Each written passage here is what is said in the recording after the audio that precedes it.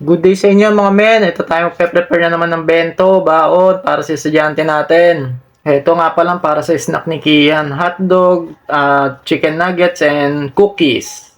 Tapos ito naman yung para sa lunch niya. Scrambled egg rice, spam, and chicken nuggets din. Para may chocolate siya na pang dessert. And then lagay na natin sa turtle bag niya una yung lunch kasi 12 noon pa siya. And then snack 10 with wipes, alcohol, and wallet with 50 pesos. And then spoon and fork, huwag kalimutan. At tayo naman magpe-prepare para sa pagtatrabaho natin, delivery rider. Pinapainit ko na yung motor ko dyan and then inaayos ko paglabas para hindi mahirapan. Di baling nang ako ang nahihirapan dyan paglabas, wag lang yung kapitbahay namin. Kasi nakakahiya naman doon sa upuan nila na nakaharang eh. Ayaw tanggalin pa rin talaga. At ito na, nilagay ko na yung cellphone holder, and then yung tubig, tsaka kape. Kapag hindi ako nakakapagkape sa bahay, yan, dinadala ko na lang sa kalsada. Doon ako nagkakape sa tambayan. Tapos yan, kinuha ko na yung helmet ko, para naman makasibat na tayo, at ayoko na magtagal, baka may booking na. Ito na nga, ang sinasabi ko, ang nakaharang. Kita nyo. Nahirapan pa ako lumabas. Tapos sakto naman pag alis ko. Ito yung may-ari ng nakaharang na upuan. Dinagdagan pa nga yung nakaharang talaga. Yan, nilagay pa yung foam sa taas. Para just in case na mababangga ko yung upuan, lalaglag siya. Matalino. At ito pa, ipapasok pa yung isang basurang foam nila. Yan, pinatong pa sa 3 years nang nakatambak dyan. Kung kailan kami lumipat dito, nandyan na yan.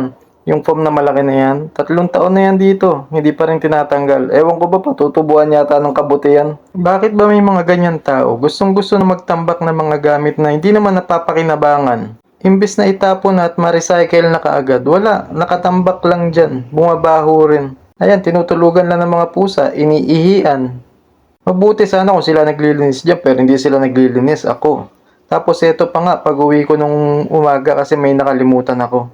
Aba, bumungad sa akin basura sa harap ng puno. Kung nakikita niyo yung basura na yan, tapos may puno, dyan ko pinapasok ang motor ko. Pagmasdan niyo mabuti, kung gaano kasikip dyan, kakasya lang talaga ang motor. At yan pa yung nakaharang na upuan. Siyempre, pagpasok ko, hindi naman sasakto lang yung haba ng motor ko. Talagang sasaya dyan sa upuan. Pagmasdan nyo, di ba? Kapag dumadaan nga ako dyan, lagi na lang nagbabanggit. Grabe, ang dami ng tambak, bumabaho na. Di ko alam kung naririnig ba nila yun or nagbibingi-bingihan lang sila. Ayoko namang galawin ang tambak nila kasi baka sabihin nakikialam ng gamit ng may gamit, di ba? At eto na, nung kinagabihan pa uwi na ako. Papasok ko na sana yung motor ko. Kaya lang nakita ko yung asawa na nagtambak ng basura kanina, magsasampay sa loob. Kaya pinabayaan ko na lang muna siya na magsampay kasi kokonti lang naman. Mga basahan lang naman yung sinasampay niya kaya mabilis lang yan.